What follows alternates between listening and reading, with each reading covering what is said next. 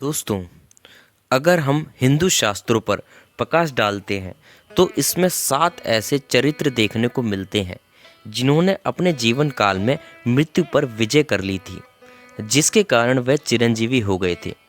इस धरती पर कहीं ना कहीं किसी न किसी रूप में आज भी विचरण कर रहे हैं। हमारे सनातनी धर्म ग्रंथों में 7 चिरंजीवियों का वर्णन मिलता है। उनके सभी के इतिहास के बारे में तो अधिकतर लोग जानते हैं, लेकिन फिर भी हम सभी में यह जिज्ञासा जरूर होती है, अगर वह सब चिरंजीवी हैं तो कलयुग में भी अवश्य होंगे, लेकिन कलयुग में वह कहाँ निवास कर रहे हैं, इस विषय में सभी को जानने की उत्सुकता है। चलिए दोस्तों, तो हम जानते हैं कि वह 7 चिरंजीवी कौन है जो कि पृथ्वी पर अभी भी मौजूद हैं। नमस्कार दोस्तों, मेरा नाम है विकास। स्वागत करता हूं आपका अपने इस YouTube चैनल पर। अगर आप हमारे चैनल पर नए हैं तो वीडियो को लाइक ज़रूर कीजिएगा और चैनल को सब्सक्राइब ज़रूर कर लीजिएगा।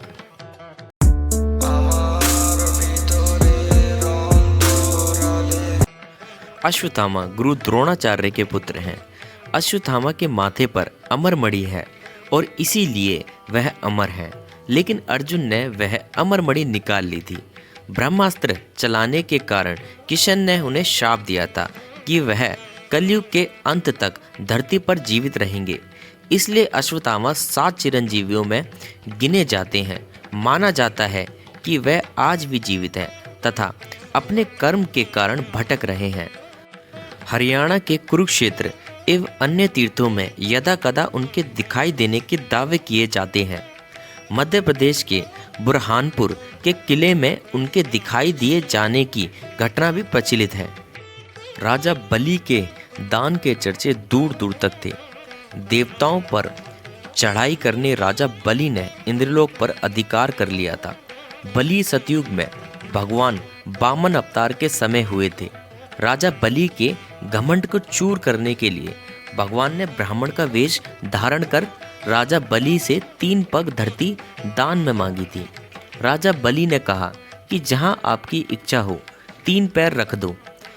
तब भगवान ने अपना विराट रूप धारण कर लिया। 2 पगों में तीनों लोक नाप दिए और तीसरा पग बलि के सर पर रखकर उसे पाताल लोक भेज दिया। परशुराम राम के काल के पूर्व महान ऋषि रहे हैं।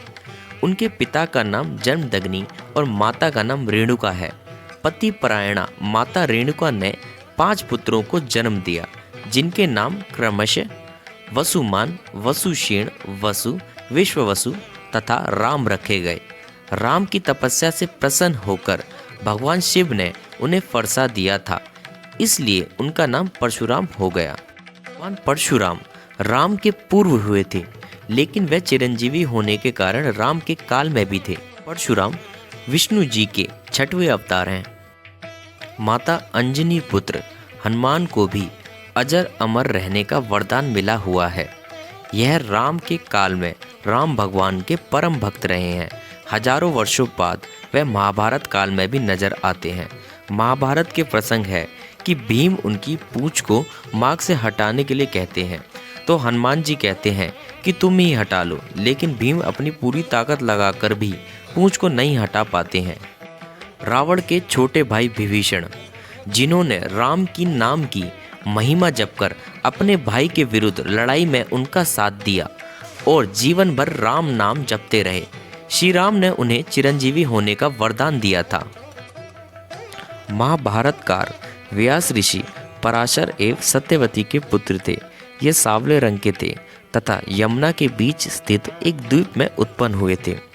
अतएव ये सांवले रंग के कारण कृष्ण तथा जन्म स्थान के कारण द्वैपायन कहलाए।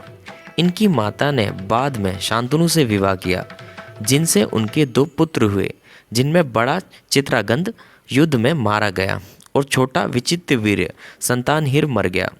कृष्ण द्वैपायन ने धार्मिक तथा वैराग्य का जीवन पसंद किया, किंतु माता के आग्रह पर उन्होंने विचित्रवीर्य की दोनों संतानहीन रानियों द्वारा नियोग के नियम से 2 पुत्र उत्पन्न किए, जो धृतराष्ट्र और पांडव कहलाए।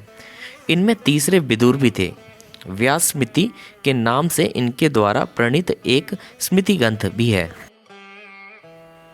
कृपाचार्य शार्दान गौतम के एक प्रसिद्ध पुत्र हुए हैं। कृपाचार्य अश्वत्थामा के मामा और कौरवों के कुलगुरु थे। शिकार खेलते हुए शांतनु को 2 शिशु प्राप्त हुए।